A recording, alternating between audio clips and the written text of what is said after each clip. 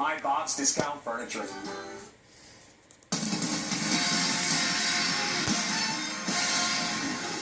Well, the heartbreak is hard to describe for some on the faces of Hillary Clinton's many supporters waiting all night long to see their candidate. Nobody expected her to actually lose, but she did. And have our first female president ever. Not even Larry Sabato predicted this in his famous crystal ball.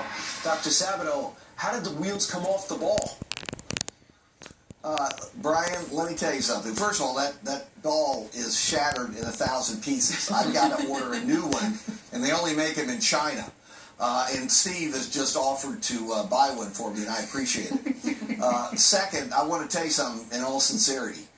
We were wrong, okay? The entire punditry industry, the entire polling industry, the entire analyst industry, and I want to use this opportunity to take my fair share of the blame. We were wrong.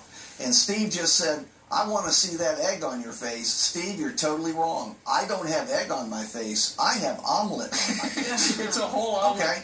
So, Larry, there you go. It's hard to read people's minds, though. I apologize. It's hard to read people's minds. I know you do, and that's sweet of you to say that. And, you know, America likes humility. You don't have to apologize. You're just doing your job. But is ultimately the morning after, isn't it it's made impossible to quantify who's going to go to vote because so many people, you know, they get in arguments with their neighbors about Donald Trump, or, you know, the guy with the clipboard is going to say, oh, you're for Donald Trump, and they're thinking, he's a bigot, or he's a racist, or whatever, and so they haven't said, yes, I'm going to vote for him, but yesterday they came out.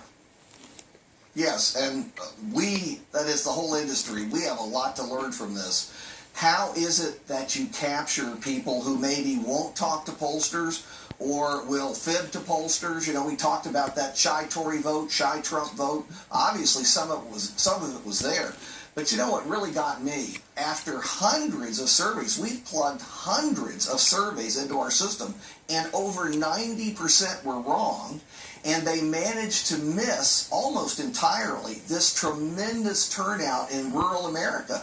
They had rural America pegged at about what it was 4 years ago. Guess what? It wasn't. It was massive. So, listen, there are going to be blue ribbon commissions and studies up the wazoo, because we need to learn exactly what went wrong. It's an industry-wide failure, and we've got to get it fixed. Well, Hillary Clinton's folks, they were pretty confident. She seemed confident. In fact, Kellyanne Conway with Donald Trump's campaign even said they've already bought their inaugural gowns. And then the day before, she canceled the firework display. Was she worried going into yesterday? I think they were nervous because their background surveys, their tracking surveys, did pick up tightening in Michigan and maybe other places that they didn't tell us. By the way, one reason why everybody in my field was so confident, it wasn't just all those public polls. Most of us have access to those private tracking polls that they spend a fortune on. Do you know that Clinton was up in virtually every battleground state, not just from the Clinton campaign, but from independent organizations that do trackings? And your exit polls, I hope you will tell your audience the truth. They got it wrong, too. They were adjusted later. You said that? Yeah. They had Hillary Clinton winning in every single battleground state, I think, except for Ohio, where it was tied. Trump won in a landslide in Ohio. My point is, garbage in, garbage out. And we've got to change the garbage into something that is edible and drinkable. And Dr. Sabato, it's because you almost have a perfect record when you don't. That's what makes it stand out. But you could also do this. Put this win in perspective.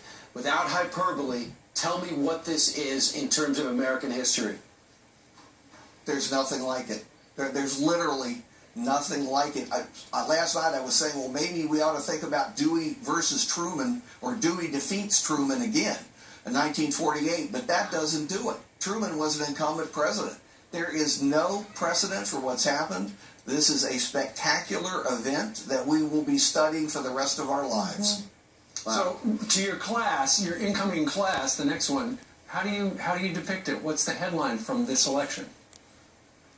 Well, after they stop throwing things at me, you know, because of the failure, and they'll also ask for better grades because they'll give me an F.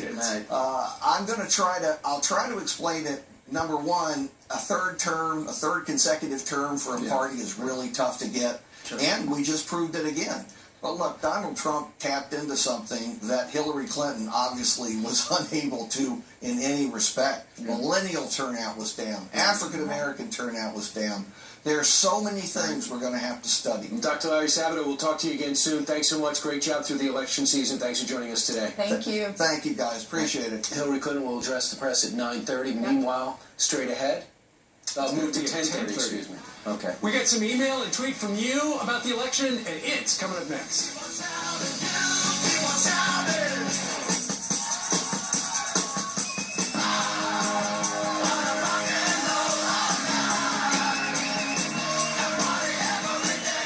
This recycling tip is brought to you by